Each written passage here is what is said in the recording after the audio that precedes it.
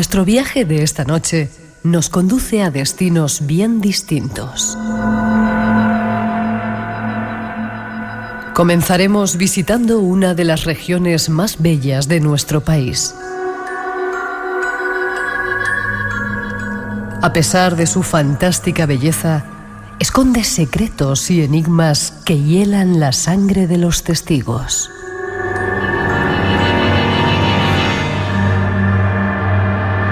Nos referimos a las Urdes y hasta allí viajaremos para descubrir algunos de sus enigmas.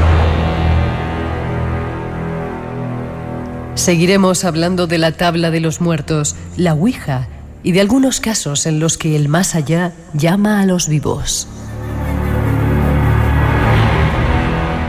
Y habrá más. La cita con el misterio está ya lista. Disfrútala.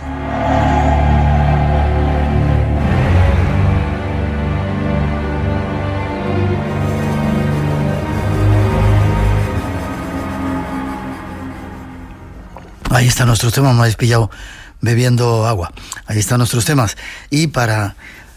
¿Tenemos una música preparada? Para saludar a nuestro invitado ponemos un poquito de música.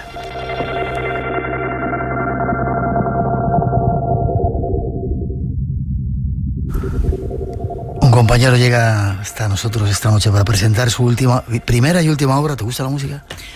Sí, sí me gusta. Buenas noches, Miguel. David Cuevas, ¿cómo estás?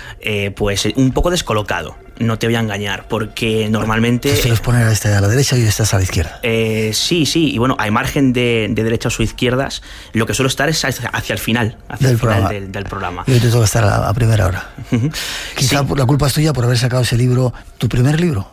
Sí.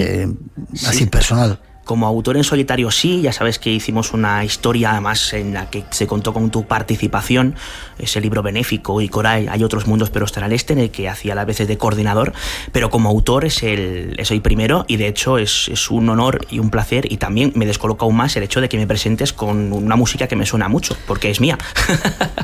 Déjame que te presente. Es que nacido en Ciudad Real, ¿naciste? Sí. Periodista, escritor, locutor y músico. Yo no sabía esa faceta tuya. Músico español. ¿Esta música es tuya? Sí. Déjame que la escuchemos.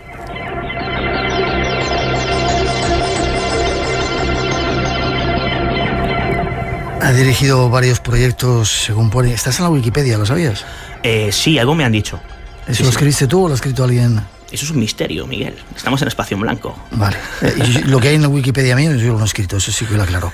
Has estado haciendo diferentes programas como La Sombra del Espejo y ahora todavía sigues haciendo algo que se llama Dimensión Límite. Y siempre pregunto lo mismo cuando estáis ahí de invitados. ¿Por qué te metiste en estos temas y desde cuándo, David? Pues yo me metí en estos temas cuando era un adolescente. ¿Hace 2 años o 3? Sí. Bueno, hace alguno más que otro. Pero más o menos por ahí está la cosa en 5. No, yo cuando pues, contaba con aproximadamente unos 15 años... 15, 16 años, me recuerdo absolutamente entusiasmado por un programa de radio con una voz que me suena mucho. De hecho, acabo de escuchar hace aproximadamente 22 segundos, como era la de Miguel Blanco. ¿Escuchabas el Espacio en Blanco? Escuchaba Espacio en Blanco en la época de mi 80, cuando pues era un espacio diario, bueno, al menos era de lunes a viernes, y ahí estaba hasta las 12 de la noche preparado para escuchar ese programa que me fascinaba. Ya compraba varias revistas de estos temas y bueno, un par de añitos después empecé a leer mucho más en serio sobre todo esto. Pasó de ser un mero interés a un hobby en toda regla y ya de ahí di el salto, empecé a estudiar periodismo cuando me mudó a Madrid. Yo por aquel entonces vivía en Sevilla y pues, yo tenía muy claro que quería hacer periodismo, principalmente porque era una carrera que a priori me fascinaba, al menos en lo que respecta a la vocación, y porque me quería dedicar a divulgar esos temas que había escuchado en primera instancia en Espacio en Blanco, luego divulgados por otros por conocidos investigadores y divulgadores como Iker Jiménez, por ejemplo, y que, bueno, pues tomé hasta cierto punto su ejemplo y dije, pues vamos a lanzarnos más allá. No está muy bien leer, está muy bien imbuirse de todos estos temas, pero yo creo que ha llegado el momento de ir a los lugares donde supuestamente pasan cosas y hablar con las personas que parece ser que han vivido en propias carnes una serie de hechos inexplicados. Y lo consigues porque eres súper persistente. Sí, si quieres... Vamos a dejarlo ahí. Sí, ¿no? Permíteme. Su primer libro, Dossier de lo insólito. Andas un poco en la onda un poco escéptica. ¿Te ha pasado alguna cosa que te haya hecho decir o pensar, wow, aquí hay algo más de lo que uno puede pensar? Sí. De hecho, quiero remarcar que efectivamente yo desde hace bastantes años me considero, en lo que respecta a estas cuestiones, una persona de mentalidad escéptica, pero no escéptico del que no cree nada, sino escéptico del que, como bien decía aquel filósofo, científico y ufólogo francés llamado Aimé Michel, de los que piensan que ante estas cuestiones hay que tener la mente abierta, investigarlo todo y no creer como creencia, no creer en nada. Es decir, hay que estar abierto a todo, hay que investigar las cosas, tener la mente abierta, pero evidentemente con un pozo escéptico en el sentido de dudar permanentemente de todo aquello que se nos presenta. Ya, pero cuando la realidad es así, se te presenta de una forma... y no hay... ¿Qué pasa? ¿Te ha pasado alguna cosa? A mí particularmente no he tenido la suerte de encontrarme con ningún fenómeno extraño. Me encantaría, de verdad, ya sea de cualquier tipo, ya poltergeist, ufológico, aparicionista, etcétera. No he tenido esa suerte, pero sí tengo que reconocer, y de hecho lo hago en el libro, que hay casos que a mí me han puesto en jaque. Y de hecho creo que alguno de ellos los vamos a escuchar de viva voz, de hecho, esta noche. Todavía eres joven, todavía te pueden pasar cosas. Eso espero. Cosas buenas siempre, pero en este mundo también. 12:16, 1:16 en las Islas Canarias, preparados para escuchar algunos casos insólitos de los que ha investigado nuestro compañero, que hoy es el protagonista del programa. Tras esa introducción, comenzamos a contar. País Urdano, territorio situado a caballo entre la provincia de Cáceres y Salamanca, es una de las zonas más bellas de España. Pero durante muchísimos años, esta zona fue considerada por muchos como la representación más fiel del infierno en la tierra. La primera referencia histórica de las Urdes puede encontrarse en el siglo XVII en la obra Curiosa Filosofía del filósofo jesuita Juan Eusebio Nierenberg, más conocido como el Padre Nierenberg. Este describió las Urdes en los términos desoladores. Existe en este reino un áspero valle infestado de demonios, un lugar que los pastores creen habitados por salvajes, gente ni vista ni oída, de lengua y usos distintos a los nuestros. Son hombres y mujeres que andan desnudos pensando ser solos en la tierra. En 1907, el antropólogo francés Maurice Legendre se instaló entre los urdanos para escribir su célebre obra Estudio de la Geografía Humana. Se trataba de un trabajo de investigación que llevó la miseria y la desolación de los urdanos a los ojos del público mundial en 1909. Desde entonces, decenas de investigadores acudieron a la desconocida región para estudiar aquellos tristes seres desnutridos y abandonados en las agrestes tierras extremeñas. Así lo contaba, por ejemplo, George Barrow en su obra La Biblia en España, del año 1921. No hay tierra como esta. Tiene sus secretos y sus misterios. Muchos se han perdido en ella y no ha vuelto a saberse su paradero. Cuentan que en ciertas lagunas existen horribles monstruos y que en los ásperos valles solo alumbra el sol a mediodía, reinando las tinieblas el resto de la jornada. Viajemos hasta allí de la mano de nuestro compañero para intentar conocer algunos de los secretos que guardan estas tierras. Ahí está la introducción equizada. David, para ser justos, hay que decir que eso se contaba hace tiempo de las Urdes. si nos escucha algún habitante, 2 y 20, déjame que el teléfono 900 137 137, si hay un urdano escuchándonos, que nos llame. Ahora mismo está considerada, yo que conozco un poco la zona, como las regiones más bellas de España, mejor cuidadas, más conservadas, ¿verdad? Y se ha alejado un poco toda esta leyenda negra que le pusieron encima en finales o principios del siglo XX. Sí, efectivamente, incluso continuó con aquella película, ¿no?, de Luis Buñuel, Tierra sin pan, en 1932, de la que también podríamos hablar varias cosas que se nos cuentan en las urdes, desmitificando muchas de las cuestiones que aparecen ahí, ¿no?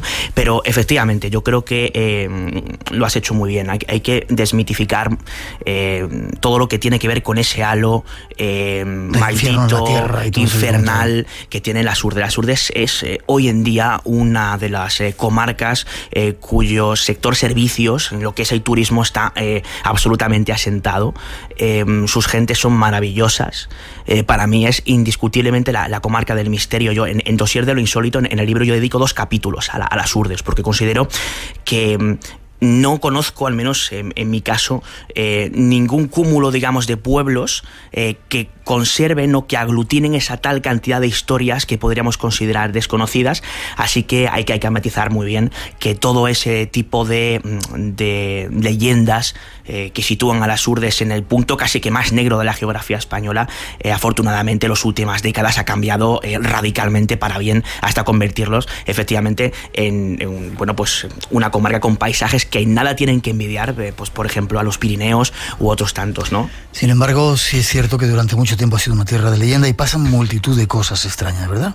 Efectivamente. Quizá porque la gente sigue arraigada a las tradiciones, siguen creyendo en esa magia de la tierra o están enraizados todavía con ello. En las urdes pasa una cosa muy curiosa, y es que hay ciertos fenómenos que ellos toman como algo absolutamente cotidiano. Es decir, cuando hablas con algunos de ellos, con algunos de los testigos de lo insólito con los que de vez en cuando nos tropezamos en las urdes, nos cuentan ciertos fenómenos de una forma bastante habitual, como si de alguna manera ese tipo de fenómenos se hubieran mimetizado con el entorno en sí, ¿no? En otras ocasiones esos fenómenos dan sustos de aupa a algunos de los habitantes de las urdes. Nos encontramos con ambos casos, ¿no? Pero normalmente no nos solemos encontrarlos con la primera opción que comentaba. Cuando vamos a un lugar, entrevistamos a un testigo y nos cuenta que ha sido testigo, para la redundancia, de un caso ovni o de algún tipo de caso relacionado con aparecidos, con entidades presuntamente fantasmales, siempre te cuentan que pies para que os quiero. En cambio, cuando lo hacemos en las urdes, hay algunos casos en los que a mí me ha sorprendido la cotidianidad con la que nos narran ese tipo de casos.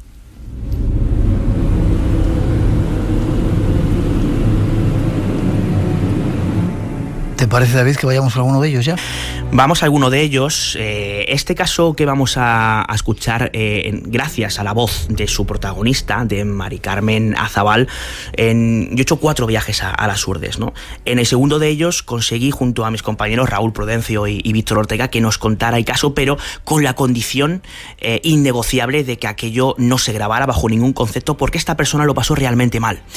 De hecho, ni siquiera nos dejaba dar su nombre. Es ya en un 4.º viaje, cuando me desplazo con la compañera Lourdes Gómez, cuando conseguimos que nos vuelva a contar esa historia e incluso que nos deje grabarla y poder divulgarla. Algo es una historia que tiene que ver con ovnis en esta ocasión. Efectivamente, lo que se encontró Mari Carmen es con algo que está englobado en lo que podríamos considerar un asunto de tipo ovni, bastante curioso y también bastante dramático, al menos en los términos en los cuales fueron protagonizados por nuestra protagonista. Si te parece, escuchamos lo que pasó. Vamos a escuchar su testimonio, si quieres, sí. Aquella noche de noviembre de 1991. Estuve cenando con mis padres y ya por la noche me bajo para abajo y pasando el cruce de metas me salen 2 luces, pero 2 luces muy grandes, o sea, son 2 luces así, justo de frente. Y yo lo primero que me llegué a pensar que era un camión, fíjate tú, qué cosa, un camión, digo que es un camión extranjero y tal. Claro. O sea, las luces me deslumbraban, yo me puse así la mano y digo, uy, qué camión más raro, mira que tiene luces raras, Sigo conduciendo bien y claro, yo no me encuentro en el camión. Y de repente paso una curva y me vuelven otra vez a salir justo de frente de mí, como si fuera otro coche, claro, que viene de frente, ¿no? Y ahí es donde pasó todo. Me entró un miedo ahí, que la verdad que yo ya no podía. Yo ya de igual que esto ya no es normal, porque no me cruzo con un coche, no me cruzo con nada. Está todo monte, todo sierra, y la verdad que yo de ahí ya no sé ni cómo he llegado lo que es Arriomalo, pero pasando en Rebollosa, justo de frente, se me ha puesto algo arriba. No sé lo que era, porque yo, si me dicen, había ruido, como me lo han comentado, yo no lo sé, no sé porque yo no escuché nada. Yo sé que estaba tan nerviosa y se me ha iluminado todo lo que es todo el coche de luces de colores. Fíjate. Todo, el salpicadero y todo alrededor. Y yo de ahí es que no sé cómo llego a Arriomalo. Yo no lo sé cómo llego, no sé si es conduciendo, como digo, me han llevado hasta allí, no lo sé. Yo sé que el coche ha quedado fuera en la calle, ha quedado en marcha, yo he sido incapaz de pararlo, me he salido a todo correr, me he ido al bar, el bar estaba llenito de gente a tope, entonces me ha dado como un corte pasar, entonces Luis, un amigo de allí, ha dicho, Felipe, pues yo creo que Mari Carmen ha tenido algún accidente, y han salido para allá y lo que han visto el coche que estaba en marcha, hasta que le pude explicar pues todo lo que ha pasado. Espacio en Blanco, en Radio Nacional, con Miguel Blanco. Y esta noche con nuestro compañero David Cuevas, relatándonos alguna de sus investigaciones. ¿Te imaginas la experiencia por esas carreteras llenas de árboles, esos bosques que hay fantásticos en las Urdes, carretera llena de curvas, que de repente tengas una luz que se te ponga encima y parezca que es un camión y... Y no solo eso, ella nos contaba en el segundo viaje, yo le preguntaba por ese dato, ella no, sinceramente no recordaba, dice, mira, yo lo pasé tan sumamente mal que yo tenía la radio puesta, yo subí a radio, empecé a pegar gritos porque no sé lo que estaba pasando. Ella nos contaba en el segundo viaje que tenía la sensación de que ese coche estaba elevado en el aire. No sabe cómo llegó, cuando ella llega al hostal El Labrador de Arriomalo, además curiosamente que es donde estábamos alojados en ese segundo viaje, nosotros, ¿no? Y entró pues absolutamente presa de pánico explicando lo que le había pasado. Y es curioso porque hay una segunda persona que no se tomó muy en serio esa experiencia, pero que casualmente días después él y su esposa vieron algo muy parecido y tuvimos ocasión de entrevistar a la esposa y nos confirmó que así había sido, ¿no? Pero que era algo volante, un camión no sería, ¿no? Si era algo que iba por encima. Ella explica dos luces que se le plantan encima, después esas luces se hacen como una especie de objeto que se como tal aparece encima del coche y se convierte en montones de luces de colores. Ella lo definía como si fuera una especie de discoteca móvil alrededor del coche, con la sensación de que aquello se estaba elevando. Imaginaos el susto. Y ella llega absolutamente presa del pánico, pierde la noción del tiempo, aquello dura, le costaba mucho especificar, pero aproximadamente unos 10 minutos la experiencia hasta que llega allí y sale presa del pánico, ya aquello ya había desaparecido y no sabe explicar lo que es. Yo tengo que decir que en absoluto puedo decir lo contrario, no tengo ni idea de lo que pudo ser aquello.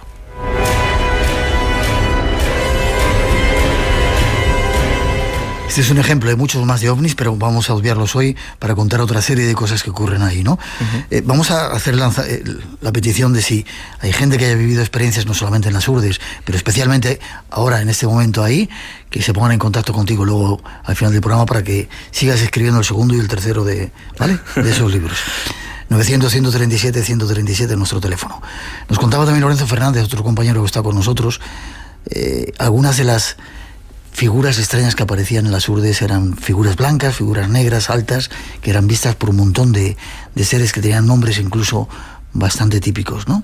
Seres extraños, seres descabezados en ocasiones, sombras errantes que aparecen normalmente a mitad de la noche y que son avistadas por, y de hecho a muy escasos metros, por algunos de los testigos, ¿no? en Urdes. Yo tuve ocasión de recoger algunas de ellas y hay una concretamente que ya se dio a conocer en su día por el periodista Iker Jiménez y por Lorenzo Fernández, del niño blanco.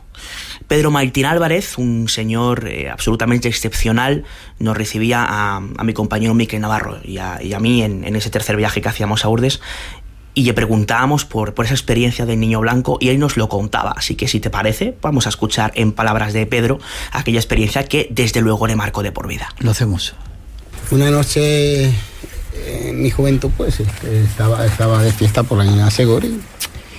Y ya llegó la hora de que a las 2 o las 3 de la mañana pues me vine a casa con él a moto. Y entonces mis abuelos tenían ahí más arriba una taberna, ¿sabes? Y entonces yo, donde metían las cubas del vino, pues llegaba, abría la puerta y me meto a la moto, tan tranquilo, cierro la puerta y cuando salgo a la puerta me veo un niño vestido de blanco así. Pequeñito, me quedo mirando a él. Él siguió a esta calle y yo tenía que seguir hacia arriba, a la calle, por ahí para arriba, tan tranquilamente. Bueno, tranquilo, voy a casa, abro la puerta, Entro a casa, tan tranquilo, me acuesto, cago en ti, luego me empezaba como los pelos a ponerme de punta. Y oye, tan tranquilo, pero un miedo enorme. Tuve que llamar a mis padres también para evitar un poco el miedo. El niño vistió de blanco. Yo tenía que andar hacia arriba.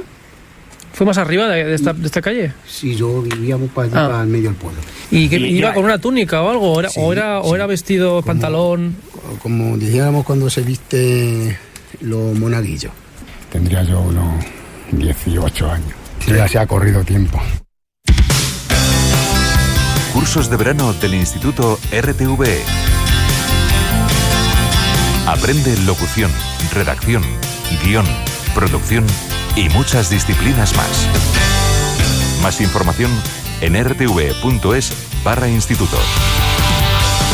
Este verano, emprende una experiencia RTV. Como la experiencia que vivió nuestro protagonista, un niño vestido de blanco que le ponía los pelos de punta, ¿eh? Sí, pero claro, imaginaos la escena. Este hombre llega a su casa y de repente ve paseando como si nada un niño vestido de blanco. Igual era un niño que estaba haciendo la comunión. A las 3 de la madrugada es una hora un tanto extraña para hacer la comunión, pero oye, quién sabe. La verdad es que es fascinante, ¿no?, que nos cuente que este tipo de experiencias. De hecho, el caso que hemos escuchado antes de Mari Carmen es la primera vez que suena en radio. Lo quería traer aquí para Espacio en Blanco porque considero que tanto su testimonio, así como de otros tantos casos que también nos narró, también se encontró con lo que ella considera un platillo volante unos años después, y el caso de Pedro Martín, que nos contó también muchos más casos que tienen que ver con seres errantes, con extraños objetos, también con brujería, pues es algo, como decíamos antes, bastante habitual, ¿no? Hay un caso de un perro también, un perro blanco. Sí, efectivamente, en Aceitunilla recogimos, también mis compañeros, en ese, creo que fue en el primer viaje que hicimos, año 2006, el caso de una señora que nos contaba cómo pues su marido fue a un lugar concreto de noche, tuvo que hacer un recado. De hecho, nos contaban cómo se llevó el responso de San Antonio Bendito. El responso es una especie de oración, ¿no? Uh-huh. Que se lleva pues para protegerse de alguna manera. Si se tenía que proteger es porque algo ya pensaban que podría pasar por esos caminos, ¿no? Y él cuenta cómo a mitad del camino le salió un perro blanco que empezó a seguirle, que le acompañó durante el camino, y cuando él llegó a la zona donde tenía que hacer el recado, desapareció el perro ya no estaba. No había posibilidad de que el perro desapareciera sin que lo viera porque lo tenía controlado. Y eso ha pasado más de una ocasión. No solamente hay niños blancos, sino también hay perros blancos. Es decir, es algo, insisto, más habitual de lo que podría parecer en una comarca como esta. Y en contrapartida también sombras negras extrañas que acompañan y espantan a la gente, ¿no? Efectivamente, hay bastantes casos, incluso de presuntas batidas. Luego nosotros, cuando llegamos allí, había disparidad de opiniones al respecto, ¿no? Vegas de Coria, por ejemplo. Insisto, seres de toda clase y condición, de eso que algunos denominan bestiario urbano, que no tienen ningún tipo de explicación y que en ocasiones, y más que en ocasiones, ponen los pelos de punta al más pintado. ¿Y por qué, para cambiar de tema, por qué ocurren tantas de estas cosas extrañas en las urdes? Pues no lo sé, es una buena pregunta. No hay una explicación estándar porque son diferentes fenómenos los que ahí se producen, o diferentes avistamientos de seres completamente diferentes u objetos volantes no identificados absolutamente dispares, ¿no? Con lo cual es muy complicado dar una explicación a todo ello. Quizá la concentración de estos fenómenos hasta cierto punto pueda ser debida, quién sabe, ¿no?, al menos a la hora de narrarnos dichas experiencias, a la sencillez de estas personas, a que consideran que lo que les ha pasado es algo que no tienen ningún inconveniente en compartir, porque al fin y al cabo lo han vivido en propias carnes. También podríamos explicar que algunos de los casos que se nos cuentan pueden tener una base de leyenda, que alguien vive algo extraño y automáticamente, digamos que entre la vivencia de la persona en sí y esa base previa de leyenda se convierten en algo quizá un poco más increíble. Es complicado, insisto, porque habría que analizar cada uno de los fenómenos, es más, voy más lejos, cada uno de los casos para intentar averiguar de dónde puede venir la cosa, pero no tengo ni idea. El caso es que me encanta. Ya, 900-137-137, por si queréis contarnos alguna experiencia que haya ocurrido ahí en ese lugar. 2:35, 1:35 las Islas Canarias. Cambiamos de tema, nos vamos a otro misterio.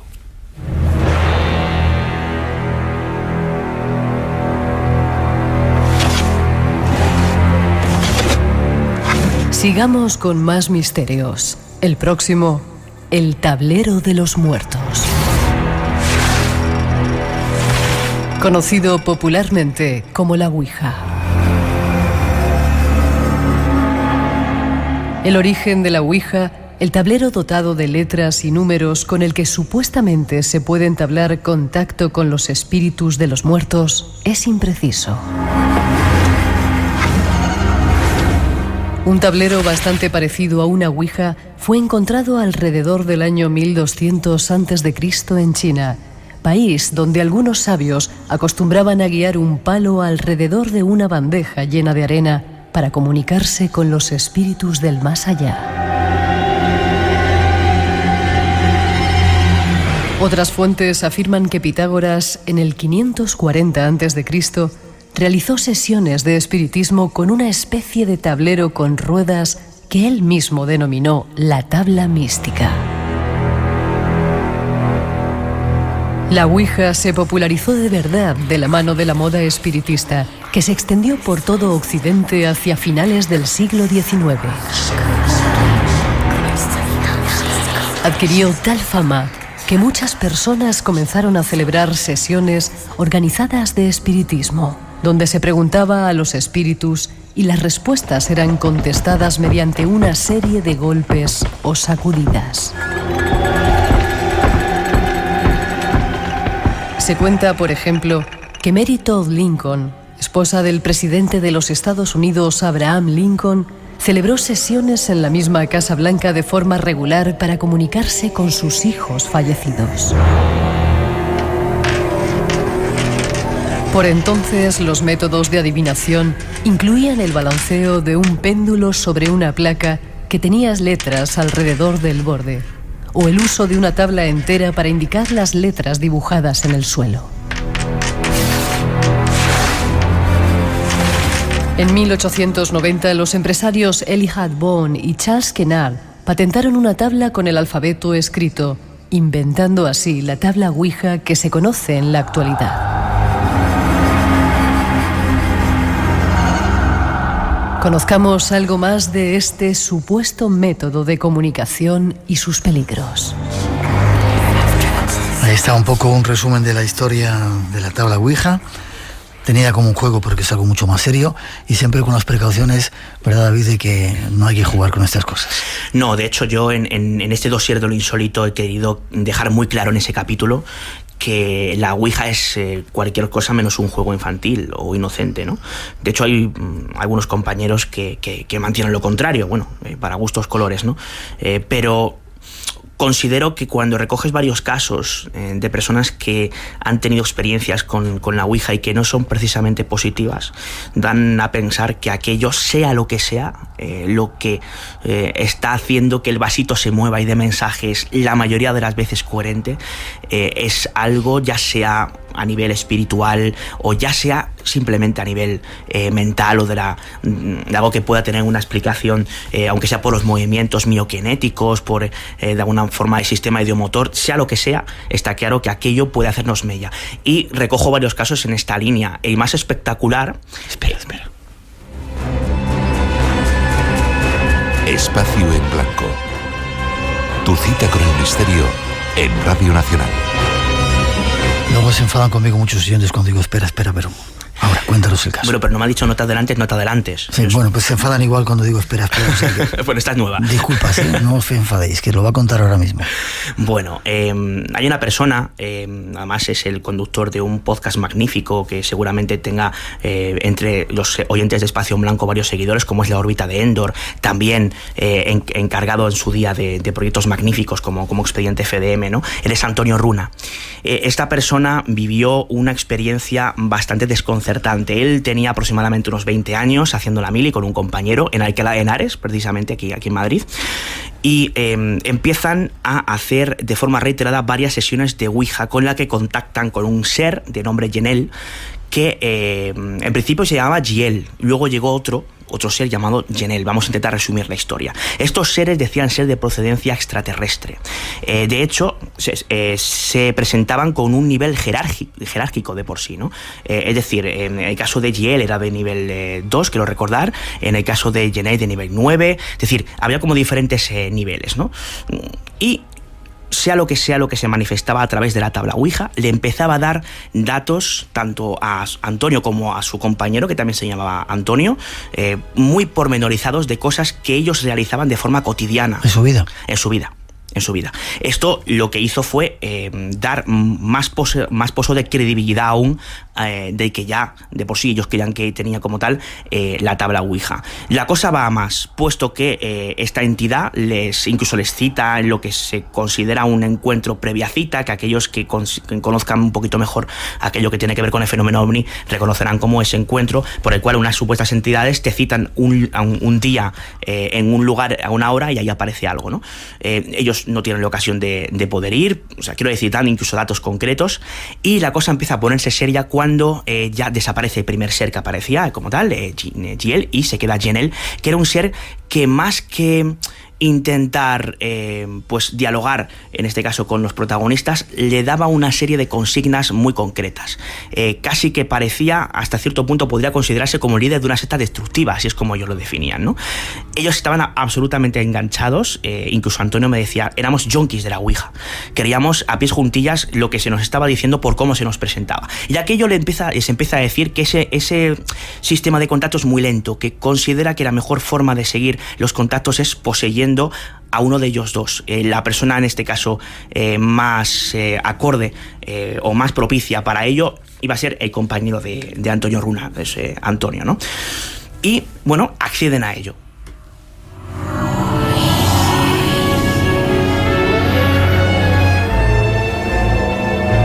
¿Y qué ocurre? Pues lo que ocurre es que está tumbado en una cama y aquel ser posee a la otra persona, ¿no?, que se encontraba con Antonio Runa. Y empieza a hablar de una forma pues pausada. Diferente. Sí, la voz era la misma, pero el tono totalmente diferente. Y empieza a darle, bueno, digamos que las comunicaciones empiezan a ser de esa manera, ¿no? Y a darles diferentes consignas y, entre otras, a decirles que si ellos quieren viajar a ese mundo, digamos que extraterrestre, tienen que tener muy claro una cosa, una consigna, y es que deben desprenderse de su cuerpo físico.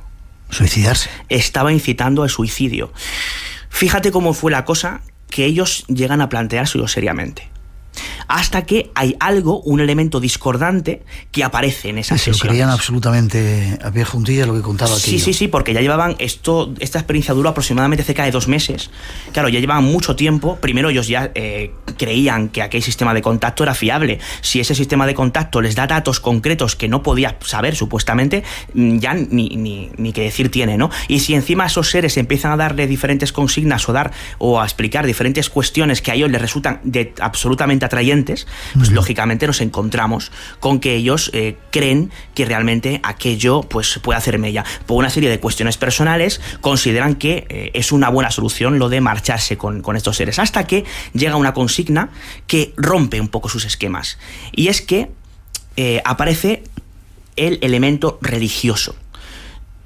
Sea lo que sea, este ser les dice a los dos Antonios que ellos, evidentemente, cuando viajen con estos seres van a tener una misión muy concreta. Y cuando preguntan por esta misión, terminan desvelándoles que la misión va a ser reencarnarse en 2 personajes bíblicos. En uno de los casos era, pues, uno de estos personajes que podríamos considerar importantes, y otro de ellos era nada más y nada menos que el Mesías, que Jesús de Nazaret. Reencarnarse en seres que ya habían existido, qué raro, ¿no? Sí, como pues el Moisés y Jesús, efectivamente. Claro, ¿qué pasa? Que tanto Antonio Runa como el otro compañero eran ateos, no creían. Aquello les sirvió un poco para cortar. Aquello les hizo efectivamente darse cuenta de que algo no cuadraba. Uno de ellos, Antonio Runa, quizá era un poquito más abierto, pero otro Antonio era absolutamente ateo. Con lo cual, ellos se dan cuenta de que eso no cuadra. Entonces, vamos a parar un momento, vamos a conversar entre nosotros tranquilamente este tema. ¿Cómo es posible que si no creemos en una serie de seres, en este caso de tipo histórico, bíblico, nosotros vamos a reencarnarnos en esos seres. Esto no cuadra. Y deciden que hay que acabar con aquello. De forma que, hacen una última sesión, o así lo pretendían, dando a entender sus intenciones, y aquello dice que no, eso es muy lento, que prefiere el sistema de la posesión. Aquel ser posee al compañero Antonio Runa por una última vez. Y lo que pasa es que la postura que adopta es un poquito más violenta, un poco más complicada. Cuando Antonio Runa les dice, o da a entender que quieren cortar aquello, digamos que de una forma muy amenazante, ese ser que presuntamente posee a su compañero, le empieza a decir que, casi que de ninguna manera, que cómo es eso, que eso no va a pasar. De alguna manera, Antonio, cuando se da cuenta de todo esto, Antonio Runa, tiene se le pasa por la cabeza salir por patas de allí, porque ese ser se empieza a incorporar y a mover ciertas partes del cuerpo que no hacía, que digamos que no movía en experiencias anteriores, y se da cuenta de que esto estaba pasando a mayores, hasta el punto de que dice, aquí hay dos opciones: o me voy, con lo cual si me voy lo que puede pasar es que no sé lo que va a pasar, y cuando llega aquí me encuentro con a saber quién, si mi amigo Antonio, si es Yenel o lo que sea, o le planto cara, e intenta plantarle cara de forma sarcástica. Finalmente hay un cruce de palabras, Antonio Runa empieza a quitar importancia a ese ser, ese ser empieza a insultarle, a decirle que se van a encontrar en otro lugar, a amenazarle. La situación se vuelve muy tensa. Finalmente consigue que poco a poco se vaya relajando el ambiente y aquella posesión desaparezca. Pero todo aquello que había ocurrido le sirve para darse cuenta de que toda esa experiencia era una locura, ¿no? Efectivamente, y esto ya lo que hacía era confirmarlo más, es decir, todo lo que eran mensajes amorosos, de buen rollo, de vais a estar con nosotros, a convertirse en mensajes amenazantes, e incluso, de alguna manera, hasta poniendo en duda o en jaque la vida de la persona con la que estás dialogando en buenos términos. Eso, lógicamente, hizo a Antonio Runa y a su compañero posteriormente decir que hasta aquí había estado. Y evidentemente esta fue la última sesión de Ouija de Antonio Runa, lo tuvo bastante claro. Imagino que los oyentes sabrán por qué.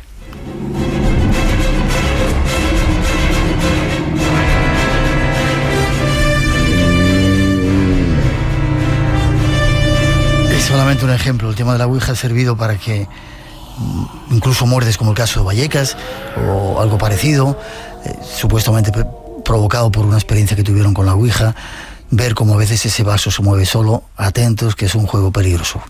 ¿Lo dejamos ahí? Vale. Y nos vamos con otras cosas que están esperando. Esta noche, en Espacio en Blanco. Manejo con una cierta prudencia el adjetivo de héroe, porque a veces héroe parece que tienes que hacer una cosa extraordinaria. Y a muchas de estas personas tampoco hay que pedirle cosas extraordinarias, simplemente que en aquella coyuntura pues trataran de sacar lo mejor de sí mismo, que era posible. Efectivamente, hay casos que realmente, pues a mí, algunos de ellos son los que comentaba al principio de la intervención, que me habían puesto hasta cierto punto en jaque, ¿no? Y habían desafiado mi sano escepticismo.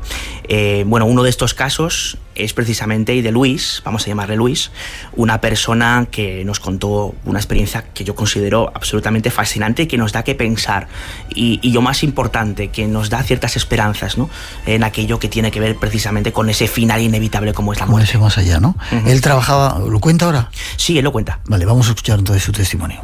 Fue hace unos 3 años, o sea, en el año 2011, y lo que estaba haciendo, lo que me encargaba de hacer era acompañar a enfermos terminales en un hospital de enfermos terminales. Sobre todo estaba acompañando a gente que se acercaba al final estando sola. O sea, estuve 1 año, y durante ese año estuve atendiendo a un montón de personas de muchas condiciones, de muchas edades, distintas edades, distintas condiciones. Lo que hacía normalmente era, iba a las habitaciones, normalmente, como te decía antes, a las personas que se encontraban solas, y lo que trataba de hacer era acompañarles, simplemente, porque una de las cuestiones más duras a la hora de cuando te llega el momento de la muerte es estar solo, ¿no? Estar abandonado, estar perdido. Es un momento en el que te vienen muchas angustias, muchos miedos, y afrontarlo solo, la verdad es que es una tarea totalmente difícil. Entonces mi misión, o lo que yo me encargaba, era simplemente acompañar y estar junto a esas personas para que el proceso del paso fuera más fácil. Esto era un poco el trabajo que él hacía. Casi por tu culpa vamos a tener que ampliar el tema en la segunda hora, cosa que no estaba prevista, y quitar alguna de las cosas que teníamos preparadas. Ya pedimos disculpas por ello. ¿Qué más cuenta Luis? Es como le he llamado, ¿no? Efectivamente, bueno, se llama Luis y él lo que nos cuenta es que tuvo una experiencia muy interesante con una de esas personas con las que, bueno, pues cogió especial afinidad. ¿Por qué coge especial afinidad con unas personas más que con otras? Pues de esto precisamente nos habla Luis. Hay personas con las que tienes un feeling de entrada y hay personas con las que a lo mejor tienes menos feeling. En este caso, José Manuel era una persona con la que nos llevamos muy bien, ¿no? De entrada, como anécdota, como dato curioso, te contaré que la estancia media en el hospital de las personas que acudían allí era de unos 15 días, ¿no? Es el tiempo que suelen. Pero no era así siempre. En este caso, por ejemplo, se alargó la estancia y duró unos meses. José Manuel era una persona muy racional, una persona poco dada a fantasear y una persona que negó en todo momento él mismo negaba que se iba a morir, se quedó en la fase de negación y él en todo momento siempre decía que él no iba a morir, que iba a salir de esta, ¿no? Él estaba en un hospital de enfermos terminales y estaba ahí pues a pasar sus últimos días, ¿no? En este caso se alargó más, ¿no? Se alargó más la estancia, con lo cual llegamos a intimidar y llegamos a tener una relación realmente fenomenal. Personas que se dedican a este tipo de cosas y hay otras personas que están en el hospital y no quieren morir o se niegan a ese paso, ¿no? A la muerte. Uh-huh. Claro, cada persona evidentemente es un mundo y hay personas que tienen bastante miedo a la muerte, algo absolutamente lógico, ¿no? Pero, ¿qué pasa? Que José Manuel se encuentra con algo. Algo venido del más allá, parece ser. Bueno, eso lo vamos a dejar a juicio del oyente, pero lo interesante es que la historia continúa y Luis nos contaba precisamente esa visión clara que había tenido, pues en este caso, por aquel entonces su enfermero favorito, como era José Manuel. Vamos a escucharlo. Me contó, un día me dijo, ¿sabes lo que me ha pasado, Luis? Esta mañana ha venido un enfermero y me ha contado que me quedan unos días de vida, o sea, que me queda muy poquito de vida y que voy a pasar ya. Entonces, sabiendo que José Manuel no aceptaba su muerte, pues yo me enfadé bastante porque me pareció cruel incluso, ¿no? Por parte de este enfermero que le dijera esto. El caso es que él me contó, ¿te has dado cuenta, Luis, porque él era una persona muy observadora, que en este hospital no hay ningún enfermero? Efectivamente, no había ningún enfermero. Confirmé con las enfermeras con las que tenía mucha relación si había habido alguna sustitución o alguien que hubiera venido en ese momento y no había aparecido nadie, ningún enfermero, no existía en ese momento. Confirmé con ellas si le habían puesto parches, ¿no? Parches de algún opiáceo para reducir el dolor y no había tenido ninguna medicación que le pudiera trastornar. Curiosamente, pasados unos días, tal como dijo el enfermero, José Manuel falleció. Todavía hay más y además, como estamos ya cambiando un poco el planteamiento que tenemos del programa, en la segunda hora nos van a contar un testimonio también ocurrido en vivo a una persona que está con nosotros y a alguien que también trabaja en este mundo de la medicina, quizá nos cuente lo que ocurre en los quirófanos, que es algo muy tremendo en muchas ocasiones.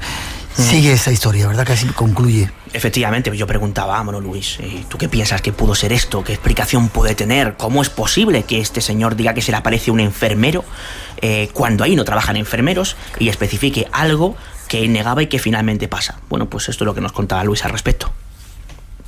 Sí, él lo que dijo es que el enfermero le vio físicamente, o sea, estuvo hablando con él, charlando, y lo que el enfermero le comentó es que él había oído en una conversación con médicos que le quedaban unos días, es decir, fue un momento breve, o sea, no se alargó en el tiempo, pero fue físicamente, estuvo el enfermero hablando con él, físicamente tuvo esa relación y es más...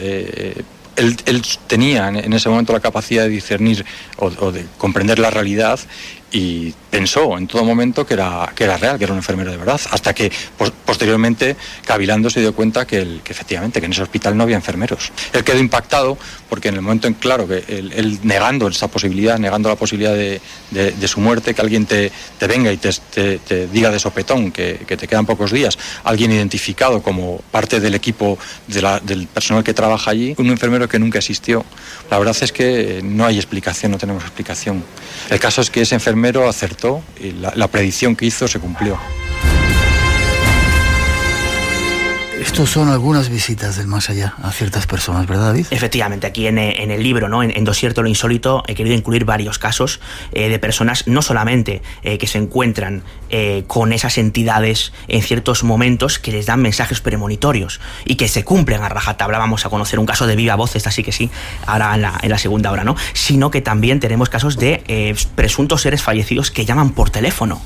Y que en ocasiones, mucho más de lo que parece, ¿verdad? Y que en ocasiones dejan mensajes, ¿no? De hecho, tengo que agradecer, aprovechar, ahora que estamos en Espacio en Blanco, y agradecer a 3 oyentes del programa, como son Alfonso, Cara y Emilio, que a raíz de hablar de esto en el programa hace varios meses, me contaron varios casos y bueno, pues precisamente gracias a sus informaciones pude ampliar este capítulo del libro. Cuando el más allá te puede llamar a ti, y parece ser que a veces pasa.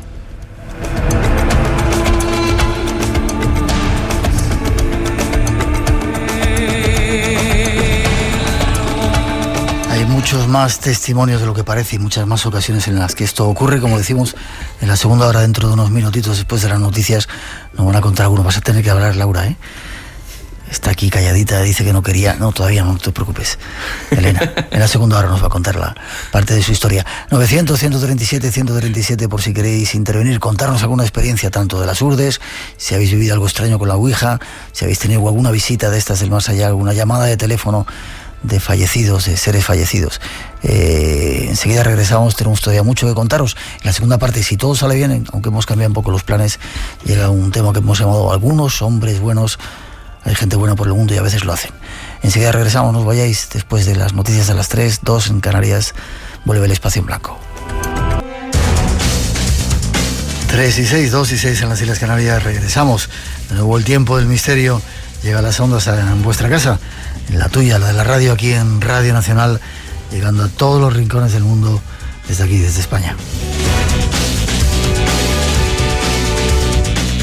Saludos para todos los que nos seguís en directo ahora en la sintonía de Radio 1, Radio 5, a todos los que estáis en el trabajo disfrutando de la radio, en las carreteras, hospitales, cuerpos de seguridad, vigilantes, conductores, y a todas esas personas que ahora están viviendo la madrugada en nuestra compañía, saludos.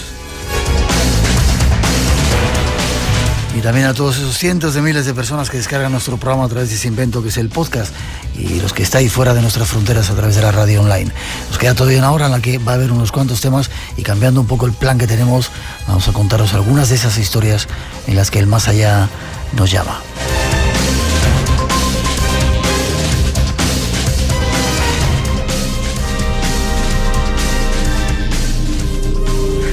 David, quizá una de las cuestiones raras que tiene que ver con ese más allá que te llama, que casi siempre son cosas esperanzadoras o que te aclaran momentos de tu vida, son esas llamadas, ¿no? Esas grabaciones que mucha gente ha recibido con un familiar fallecido.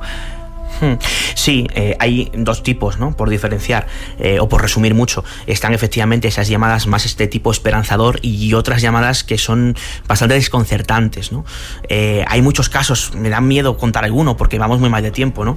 Pero sea breve, porque tenemos 2 casos para contar y tú te enrollas. Claro, lo sé, por eso, pero que me las paso. Espera un poquito. Laura, buenas noches. Buenas noches. No quería hablar, Laura. Hola, Laura. ¿Eras tú lo que un poco tímida. Trabajas en un hospital, no vamos a decir en cuál. 22 años en urgencias, en turno de noche.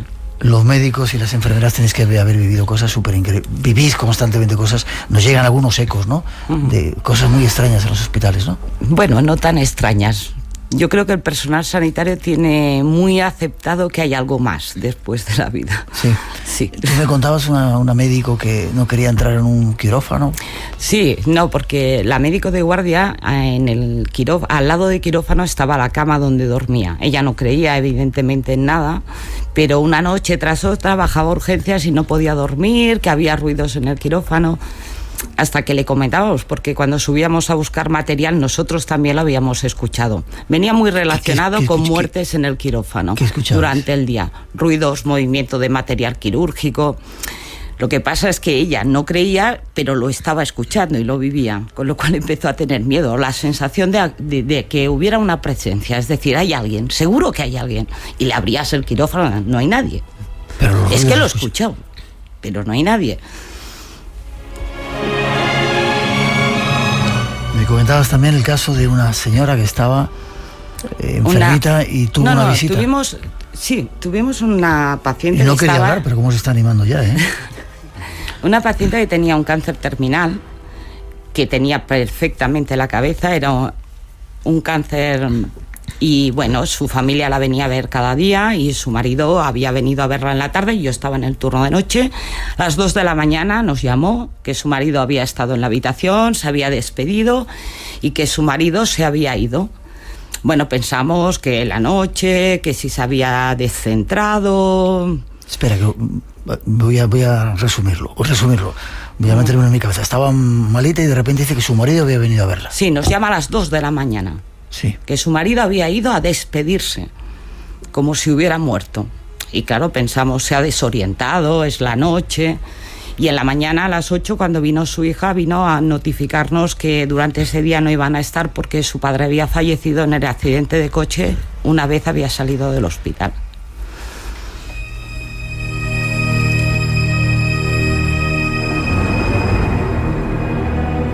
La leyenda continúa. Espacio en Blanco, con Miguel Blanco, en Radio Nacional. David, levanta la mano. ¿Quieres decir algo breve, eh? Sí. No, ya que se había animado a hablar, Laura. Claro, pero era una pregunta precisamente a Laura. Entonces, experiencias como las que hemos narrado antes de Luis, ¿no? Que nos contaba ya de José Manuel, de ese enfermero que se encontraba con ese paciente que se encontraba con el enfermero hasta cierto punto fantasma, ¿son más habituales de lo que puede parecer? Muy habituales. En Tarrasa hay un hospital que tiene una habitación que enfermería manda a los nuevos porque siempre sabe que va a tener algún problema en esa habitación. ¿Problema qué significa? Que habrá ruidos, que crees que te han llamado, problemas con el tic de llamadas, que llama y no hay nadie. Pero bueno, está el lampista que va, revisa. ¿Estáis convencidos que existe algo más después de la vida? Sí, convencidísimo. Vale, no le dejo hablar mucho a David porque si se pone a preguntarte no nos cuenta otra invitada que tenemos que enseguida nos va a contar su experiencia. En tu libro, David, recoges el caso de Olivia, que está aquí con nosotros. Preséntanosla y que ella nos cuente un poco su experiencia. Pues efectivamente, una de las protagonistas absolutas de este libro, y el caso que a mí más me ha marcado en lo que respecta a lo que antes hablábamos, de poner en jaque mi sano escepticismo, precisamente son experiencias como las de Olivia. Primero por lo que cuenta y segundo porque me lo cuenta una persona que es de mi absoluta confianza. Y es algo que, bueno, es tan esperanzador como inexplicado, al menos bajo mi punto de vista. Cuéntanos, Olivia, buenas noches. Buenas noches. Bueno, pues yo llevaba un tiempo bastante enferma y necesitaba el trasplante de 2 órganos. Entonces, ¿se puede saber cuáles eran? Sí, el riñón y el páncreas. Iba a ser un trasplante simultáneo porque yo lo elegí así, esa modalidad. Eso significaba que tenía que ser de un mismo donante. Es un trasplante muy complicado, tanto porque no suele haber donantes válidos como por la mortalidad, ¿no? Sobre todo por el tema del páncreas, porque el tema del riñón está muy trillado y es un trasplante muy normal.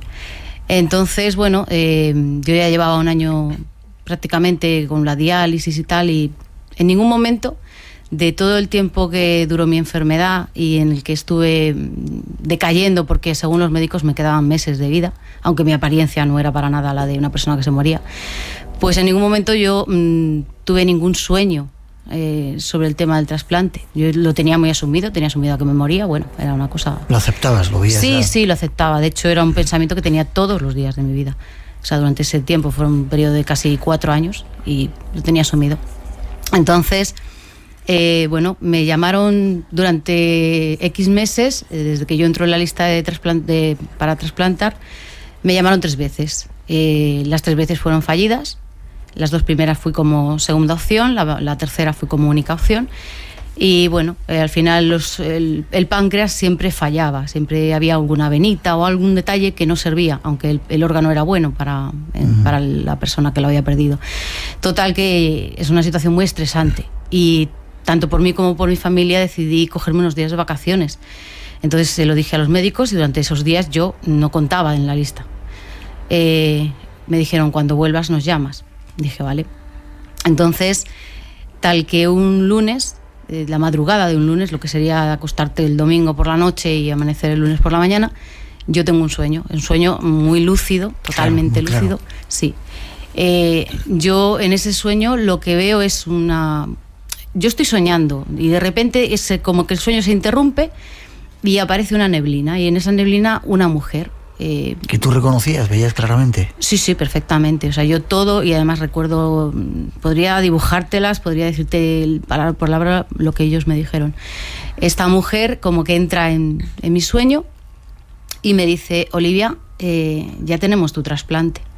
Claro, para mí era muy duro aceptar que alguien se tenía... Se te escucha por aquí, ¿eh? No se están enterando que se os oye.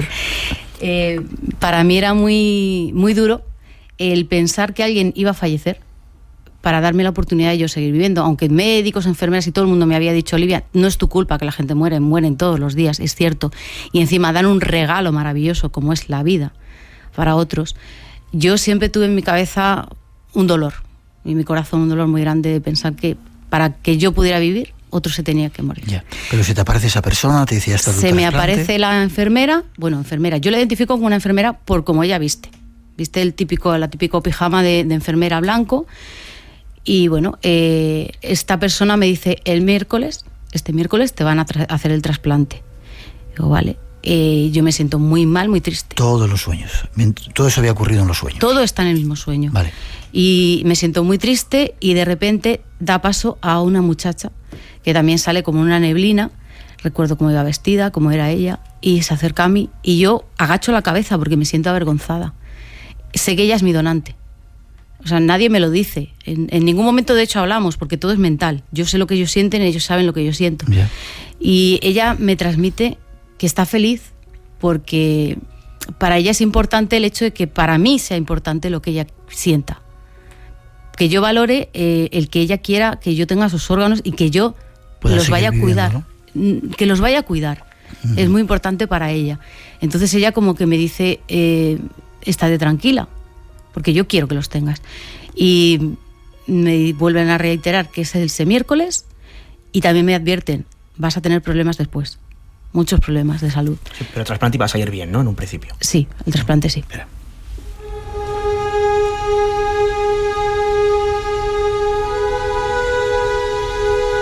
¿Y qué ocurre, Olivia? Pues yo llego de las vacaciones, llamo por teléfono a los médicos para avisarles, ese mismo lunes, de hecho. Bueno, el sueño me impactó tanto que yo lo conté a familia, lo conté a amigos, y bueno, pues parecía un sueño más.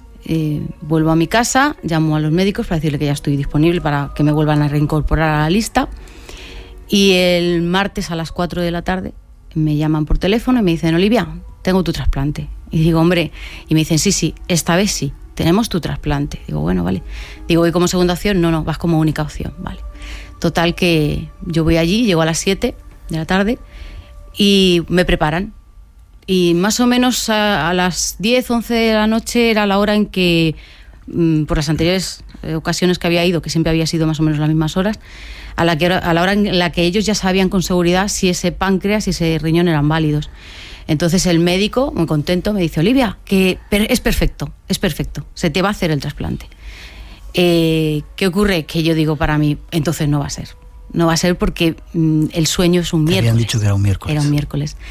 Pero ¿qué ocurre? Algo muy, muy curioso, pero es que ese día había un partido importante de fútbol. Y por unas cosas y otras se retrasa el trasplante hasta las 3 de la madrugada, que ya estamos en miércoles. El trasplante fue increíblemente bueno. Los médicos salieron muy satisfechos porque un trasplante que podía durar de 10 a 12 horas había durado solo 7. Los órganos salieron funcionando conmigo, o sea, en el mismo momento que me los pusieron ya salieron funcionando.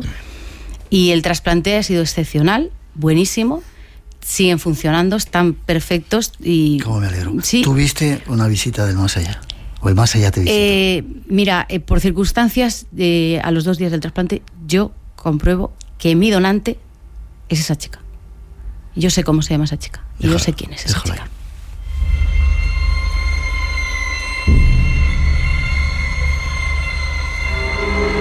David, sacamos conclusiones. ¿Tienes algo más que contarnos, Laura, que te haya pasado, te hayas acordado? Tenemos 3 minutitos para terminar, porque si no, luego... No da tiempo. David, has hablado mucho. Si quieres contarnos algo tú. Mira, una anécdota. Venga, que decía rápido. de irse o no irse. Nosotros nos llegó a urgencia una señora con paro, en paro cardíaco, que en ningún momento nos vio, la reanimamos, subió a la UCI y a las horas después subimos a verla, a ver cómo estaba, porque había recobrado la conciencia. Subimos un grupo de 5, a 3 nos reconoció, para ella éramos ángeles, que habíamos estado en una sala, que describió la sala, nos conoció a cada una de las 3 que la habíamos reanimado, y ella no nos había visto nunca. Con lo cual nos había visto, pero no estaba allí. Yeah. David, sacamos conclusiones. Sí, quería matizar que cuando Olivia comentaba que cuando tiene esta experiencia, este sueño, lo comento con familiares y amigos, decir que yo fui uno de ellos. Sí, a mí me lo contó. Yo puedo dar fe de que el sueño fue tal y como ella lo narra, días antes del trasplante. O sea, que me parece muy significativo, insisto, son de estos casos, entre muchos otros que aparecen en el libro, que a mí me llaman muchísimo la atención, casos pues que tengan que ver con casos con poltergeist, con Santa Compañía, con ovnis, con incluso secretos de Estado y otros asuntos que considero que siguen estando ahí, que siguen siendo en la gran mayoría de los casos, bajo mi punto de vista, inexplicados, y que a mí particularmente me siguen haciendo ir día a día pues recopilando este tipo de casos, a poder ser sobre el terreno, y esta clase de vivencias que me siguen pareciendo absolutamente fascinantes.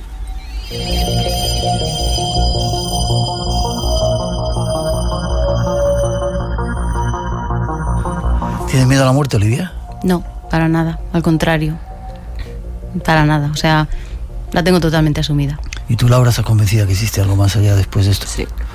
Vale. Es un lujo tener aquí a 2 testigos aquí en directo que no son los típicos casos enlatados que traemos, ¿no? Sino que están aquí y lo cuentan directamente. David Cuevas, quiero que presentas el libro Dorsales de lo Insólito, ¿en dónde? ¿En Guadalajara? Sí, pues mira, este próximo miércoles 15 en Guadalajara, en la librería Lua, a partir de las 7 de la tarde. Esto está en la calle Virgen de la Soledad número 14. Pues estaremos presentando el libro. Estarán por ahí pues compañeros como Juanjo Sánchez Oro, Ángel Arroyo y Pablo Franco, para presentar este dossier de lo insólito, que está lleno de casos absolutamente fascinantes, tanto de testigos como de auténticos baluartes de lo desconocido, ¿no? Que nos cuentan cosas, como decíamos antes, fascinantes. Gracias por haberla contado. Forma de contacto contigo por si te quieren pasar alguno de los casos que hemos estado recibiendo. El teléfono está echando chispas. Sí, por favor, importantísimo. Correo electrónico, todo junto, David Cuevas, espacio en blanco, @gmail.com. Repito, David Cuevas, espacio en blanco, @gmail.com, para contarnos todo ese tipo de casos o de vivencias personales que hayan tenido que ver con esto que algunos llaman lo insólito. Gracias, Laura, por habernos contado los casos. Gracias, Olivia. Gracias, David. Te veo prontito. Sí, hasta pronto. 13:22, 12:22 en las Islas Canarias. El espacio en blanco sigue. Nómadas, con Álvaro Soto. La ciudad holandesa de Utrecht celebra el 300 aniversario del famoso Tratado de Paz. La recorrerás por sus canales. Por ejemplo, pueden ir con un barco y es también posible ir barco de pedales. Y hacia la costa, La Haya, ciudad de diplomáticos, jueces y amantes del mar. Tenemos muchas escuelas para practicar surf y numerosos chiringuitos, como puedes ver, que eso seguro que la gente tampoco se lo espera de la playa de La Haya. Nómadas, los domingos a las 7 de la mañana en Radio Nacional de España.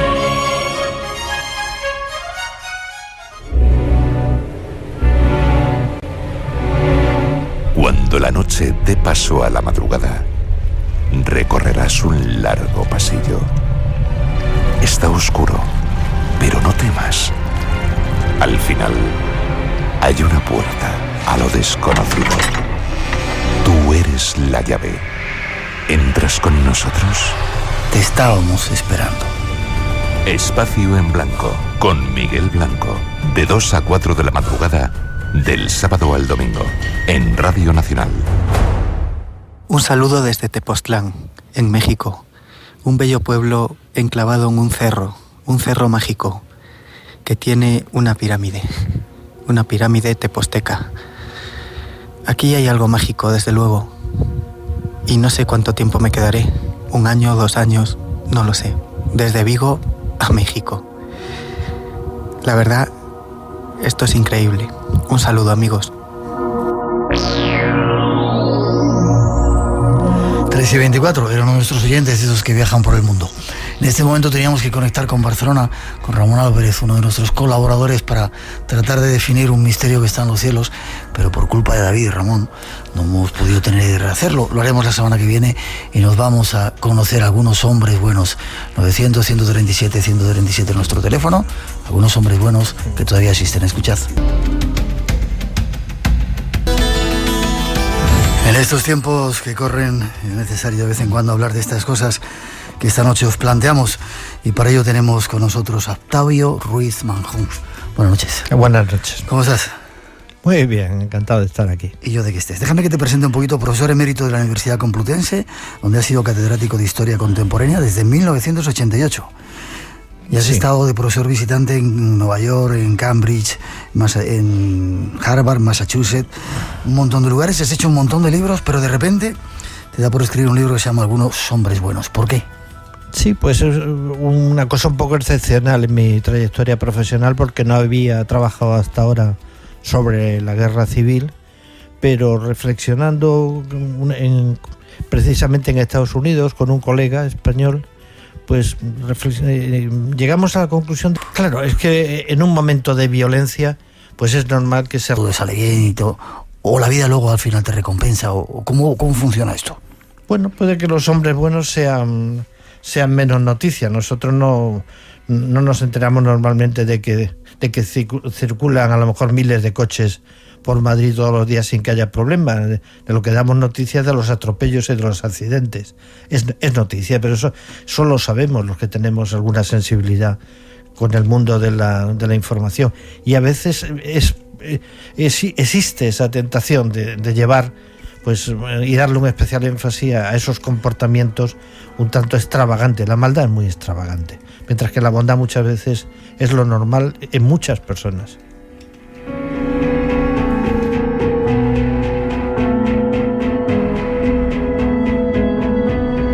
Vamos a buscar un poco de bondad en este mundo nuestro. Vamos a ese tiempo de la guerra civil, una guerra, bueno, todas las guerras son tremendas, pero quizás esta nuestra fue más tremenda todavía, y de locos, ¿no? Familias separadas, de repente te tocaban un bando y en otro, no importaba qué ideología tuvieras, si te había tocado ahí, estabas ahí, ¿verdad? Sí, esta guerra civil nos marcó profundamente. La idea de guerra civil y la guerra civil en sí mismo no fue una novedad del siglo XX. Ya había habido en el siglo XIX guerras civiles en España, como, sin ir más lejos, las guerras carlistas.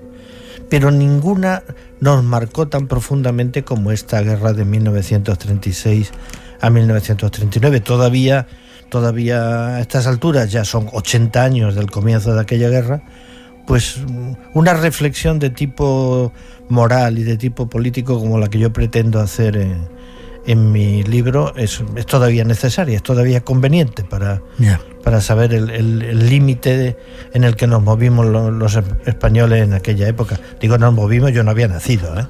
Pero bueno. En alguna parte de tu libro dices que las guerras sacan lo peor del ser humano, pero también en algunos casos lo mejor. Vamos con algunos de estos ejemplos. Hablas de militares en principio.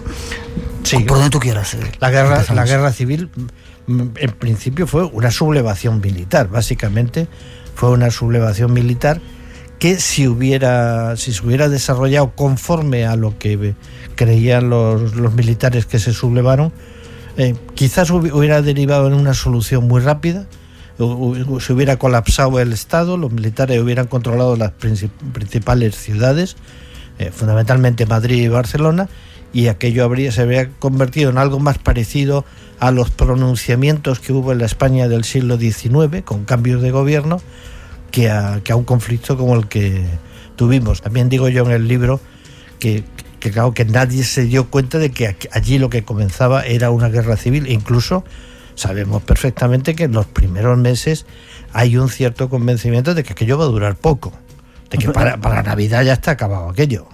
No, duró casi 3 años. Ya. ¿Y los militares fueron el primer ejemplo de hombres buenos, tanto de un bando como de otro?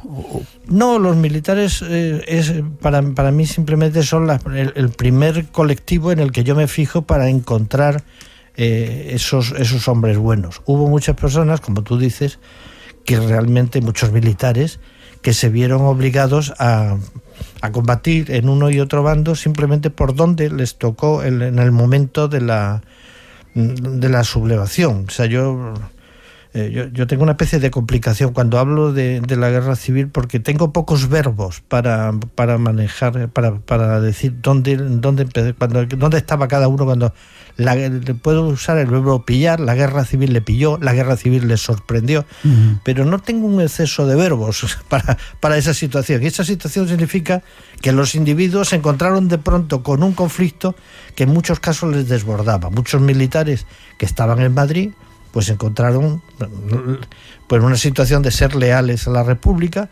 Algunos lo fueron realmente, otros mantuvieron ahí una actitud como de resistencia pasiva, algunos no se incorporaron a los cuarteles. Bueno, pues ahí hay una serie de situaciones de personas obligadas por el sitio en el que te pilla. Eso es lo que llamamos los historiadores de la guerra civil, llamamos la lealtad geográfica. O sea, muchas personas estuvieron en el bando que les tocó por el sitio donde estaban el día 18 de julio.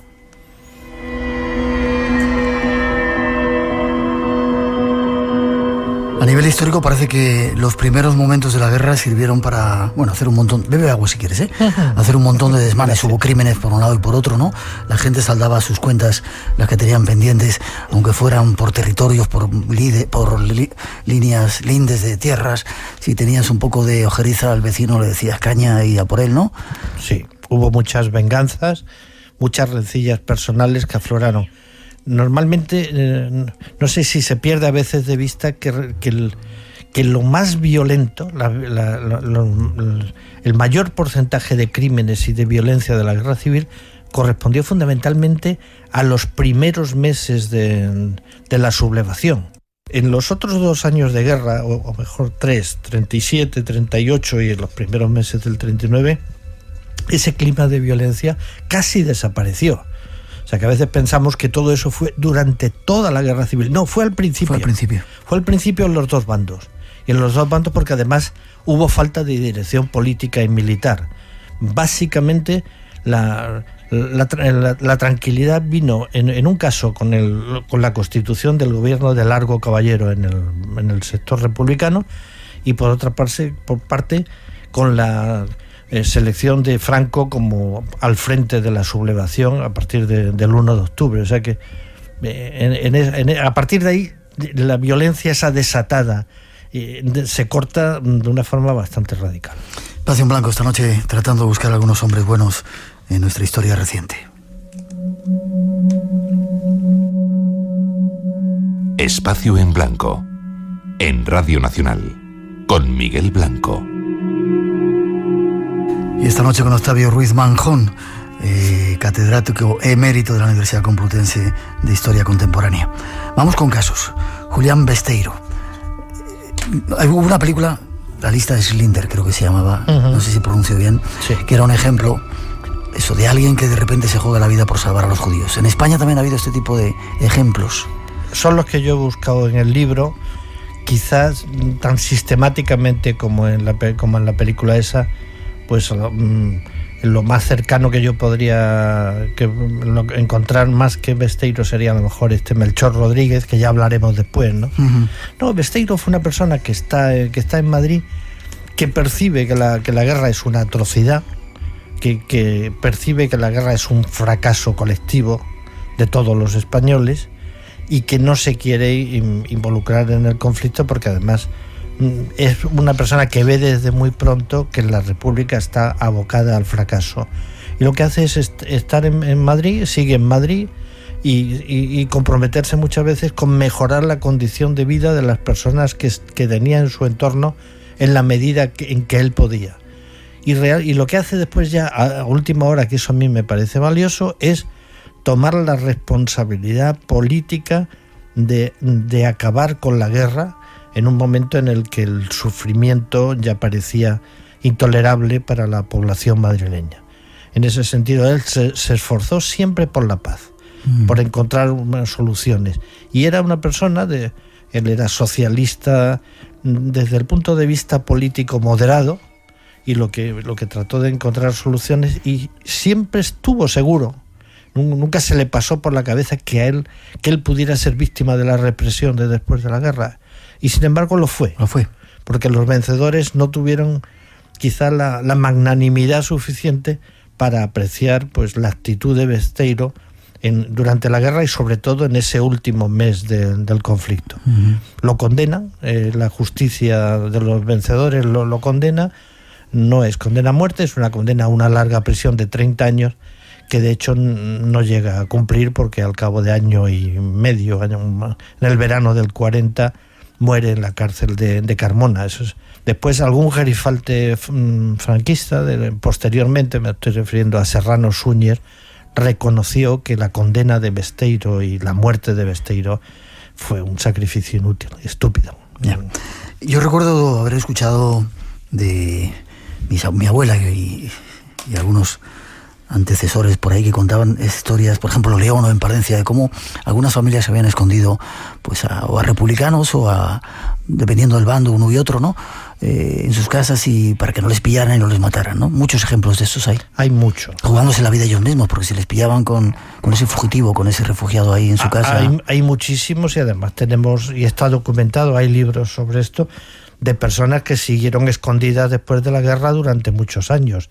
Todavía a comienzos de los 60 me parece que aparecen personas que han estado escondidas por temor, ¿sí?, por temor a la represión. O sea, esa idea forma parte de las personas que se encontraron obligadas en uno u otro bando pues a tener que refugiarse para salvar la vida. Ese es un capítulo realmente que tiene que ver con esto, con la lealtad geográfica.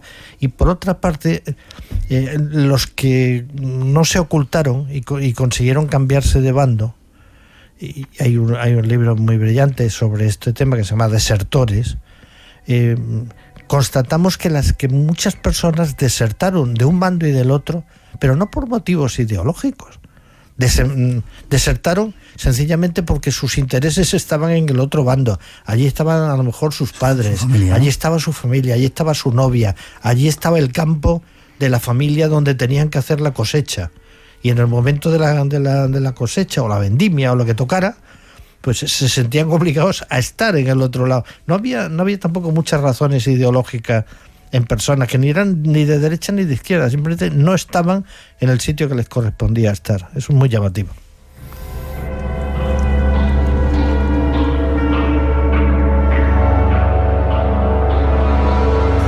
Te dejo beber agua. Vamos con ese caso que me decías. Un torero, Melchor Rodríguez, que estaba en Madrid. Sí, bueno, llamarle torero a él le hubiera estimulado mucho. Quería ser torero, ¿no? Quiso ser torero, fue banderillero, tampoco cuajó como banderillero. Era un trabajador afiliado al anarquismo madrileño con una cierta responsabilidad política y que es una persona realmente llamativa. Yo no soy el que lo ha descubierto, hay una novela estupenda que se llama El Ángel Rojo. Le llamaban así, ¿no? Porque ese fue el apelativo que le dieron en el Madrid de la guerra, pero que se dedicó sistemáticamente a salvar personas.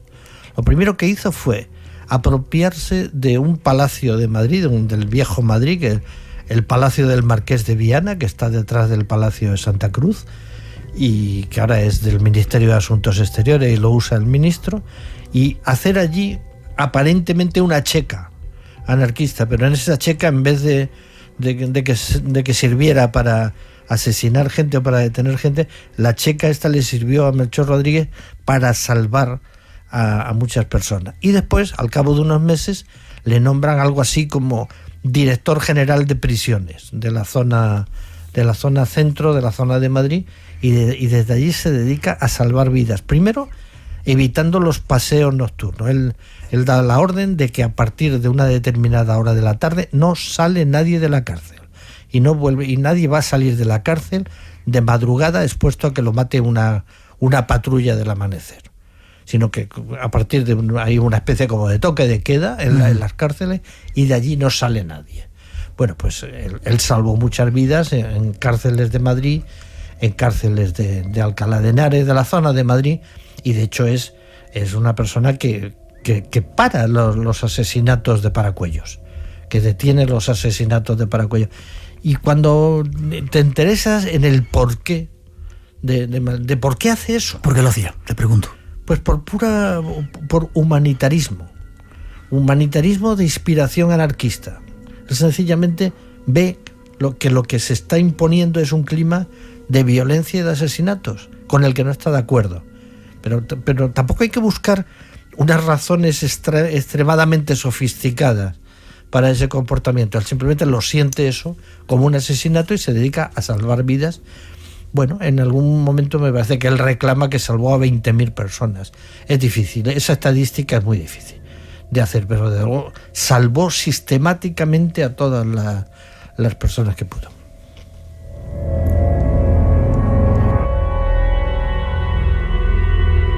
Un caso de hombre bueno. Juan Peset, ¿quién era este personaje? Juan Peset era un catedrático de la Universidad de Valencia, en donde fue rector de la universidad. Era un universitario muy prestigioso en Valencia. Era un hombre republicano y de izquierdas. Pero ojo, porque es que en esa época a las personas de izquierdas se le adjudica inmediatamente el adjetivo marxista. Bueno, no era necesario ser marxista, se podía ser de izquierdas perfectamente sin ser marxista. Juan Peset no era marxista. Lo que pasa es que después en la represión y en los documentos judiciales no se distingue casi nunca eso, sino simplemente todo lo que es republicano, todo es marxista. Juan Peset no lo era un republicano, en concreto de Manuel Azaña, que era un partido pues republicano de izquierdas, de carácter burgués, de clases medias, de personas de profesiones liberales, catedráticos, abogados, médicos. Ese era el tipo de persona que lógicamente le entiende que la legitimidad está con la República y que apoya a la República pues de una forma permanente a lo largo de la guerra, y que será detenido. Claro, el ejemplo de Peset es pues el de tratar de hacer fundamentalmente a través de lo que él era de médico, de hacer una gestión humanitaria, y de hecho Peset es una víctima más bien de las venganzas profesionales de algunos médicos valencianos después de la guerra. Ya, pero se sabe que salvará vidas él también. Sí, de forma directa me refiero. De todos no tengo la misma documentación, pero de la actitud de Peset de salvar vidas y de estar a favor. Muchas veces las personas que más se benefician de estas actividades pues a veces son religiosas, porque la verdad es que los religiosos y los curas murieron en gran cantidad. Pero la protección, por ejemplo, de mujeres religiosas, eso está clarísimamente documentado en Peset. O un gesto tan simbólico como es salvar la imagen de la Virgen de los Desamparados de Valencia. Bueno, es una pura imagen, pero es una imagen también con una fortísima carga simbólica. Y en ese sentido, Peset no tiene duda de que dejar que unos salvajes asalten el santuario, no me acuerdo ahora mismo cómo se llama, donde está la Virgen de los Desamparados, y a lo mejor incendien la imagen, le parece una salvajada, y él colabora para ocultarla. Bueno, esos son signos que vas acumulando del comportamiento de una persona a la que, sin embargo, una vez terminada la guerra, lo van a detener y lo van a tratar como un peligroso marxista y enemigo de España, hasta el punto de que primero lo condenan a muerte, pero con la sugerencia por parte del tribunal de que se le indulte, y hay algunas personas que hicieron la gestión para que se hiciera un segundo juicio en el que se le condenó a muerte y se llevó a cabo esa ejecución. El capítulo que yo dedico a Peset comienza con la carta que Peset dirige a su mujer, que es una carta emocionante, impresionante.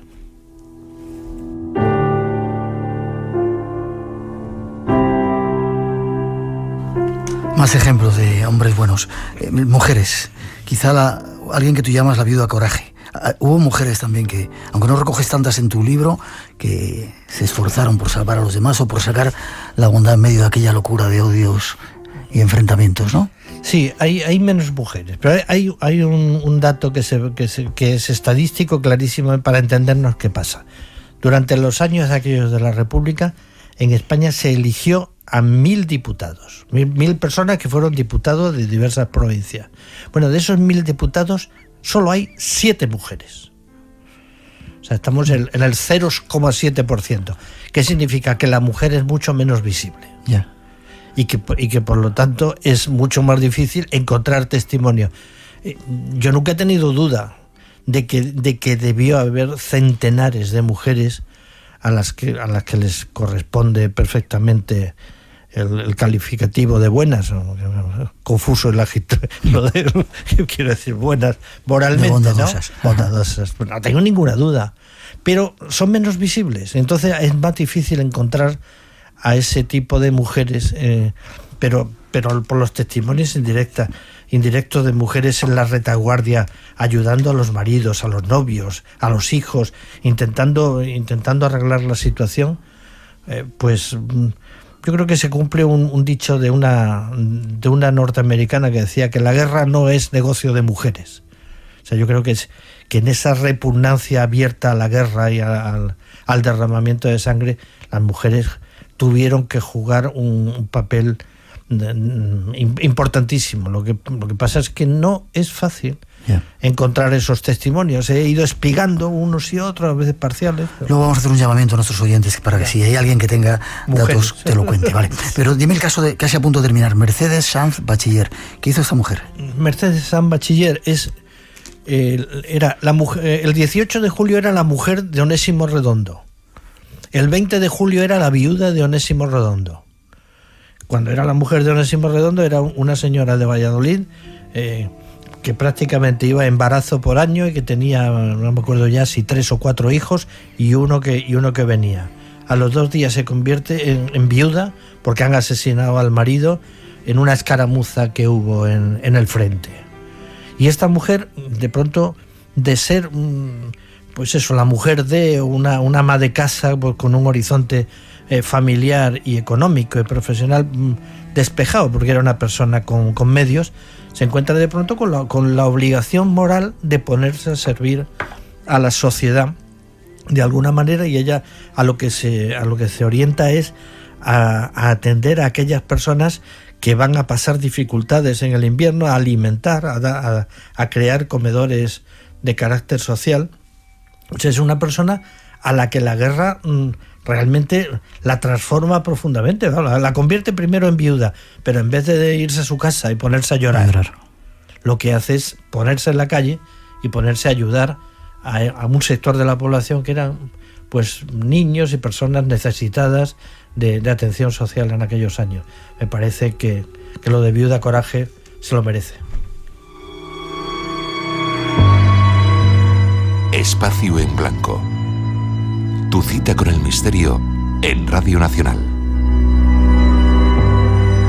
Habría muchos otros ejemplos. No sé si hasta ahora has dado más del bando republicano. Del bando nacional supongo que también habría muchos hombres buenos, ¿verdad? Sí. O muchos ejemplos de hombres buenos. Yo no he ido a la búsqueda del empate. O sea, no quería hacer un libro en el que te quedara la equidistancia completa. Me da la impresión de que saco más ejemplos del bando republicano. Me ha parecido eso, pero también hay del otro. Pero por supuesto que hay del otro. Y es una cuestión de acceso a la documentación y de quizá en el bando republicano hubo más margen para la espontaneidad y los comportamientos un poco extraordinarios a lo mejor que en el bando sublevado, que era un Estado mucho más fuerte, mucho más socialmente, que ejercía una mayor presión. Pero no porque no lo hubiera. Es decir, la figura en el bando franquista, la figura de un Manuel de Falla, que es un artista que sin embargo se conmueve por el hecho de los asesinatos y hace todo lo posible para evitar que se sigan produciendo esos asesinatos que él ha vivido en Granada, empezando por el de su gran amigo Federico García Lorca. Pues me parece un ejemplo. Ya digo que no he ido buscando el equilibrio absoluto, pero creo que sí. Octavio, casi para terminar, ¿qué lección sacamos de todos esos ejemplos?